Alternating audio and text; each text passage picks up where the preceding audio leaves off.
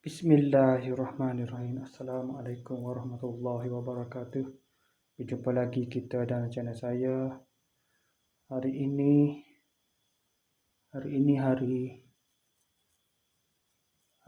hari Isnin 26 hari bulan Januari 2026 Masehi bersamaan dengan sudah berubah dah tarikh lah. Patutnya 7 Syaban. Sudah tu berubah dah pasal sekarang dah pukul 7:28 malam, jadi sudah berubah tarikh lah daripada 7 Syaban kepada 8 Syaban. Jadi untuk edisi hari ini iaitu edisi 26 hari bulan Januari 2025 Masehi bersamaan dengan 7 Syaban dan juga 8 Syaban 1447 Hijrah. Masuk waktu dah ni. Masuk lepas dah maghrib dah sekarang pukul 7:28 malam, jadi 7:28 malam, 7:28 malam. Jadi untuk video hari ni video daily report lah ni. Biasalah video daily report. Lepas ada buat video daily report kemarin tak? Kemarin Sabtu malam kot, malam tak? Kemarin tak? Ada tak? Tak kau malam tak ingat dah. Ni lepas ada video daily report tu, lepas ada semaya Isyak baru dah saya pergi keluar ke Dafi Kristi biasalah. Mana-mana ada seperti biasa untuk aktiviti tu. Malam keluar malam.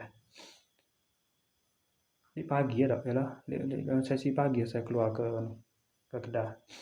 Sesi petang tak keluar lah lepas pada Isyak. Pas pada semaya Isyak baru saya pergi. Ni malam ni insya-Allah lepas pada Isyak baru saya pergi ke keluar untuk keluar ke ni lah, keluar ke ni. Ke apa? Dalam pukul 9:30 itu lah pukul baru saya keluar ke tu. 9:30 ke dalam gitu lah, baru saya keluar ke ni ke tu aktiviti biasalah, malam aktiviti malam biasa. Sepanjang hari ni saya tak ada buat kerja apa. Dan saya pun lepas klik malam tadi. Klik tu saya tidur dah pukul 3:30 pagi, bangun pada pukul 6:50 pagi, bangun mandi gerak seperti biasalah. Mandi sembahyang subuh, makan sarapan, lepas tu kamu tidur balik, bangun pula dalam pukul 2 pula. Pukul 1 dah balik 1:20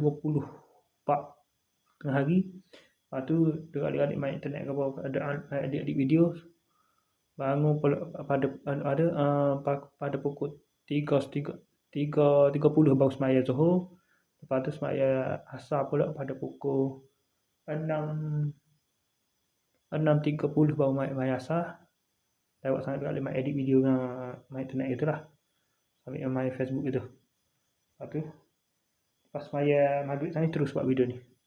Okey, pas masuk waktu dalam pukul 7:22 masuk maghrib.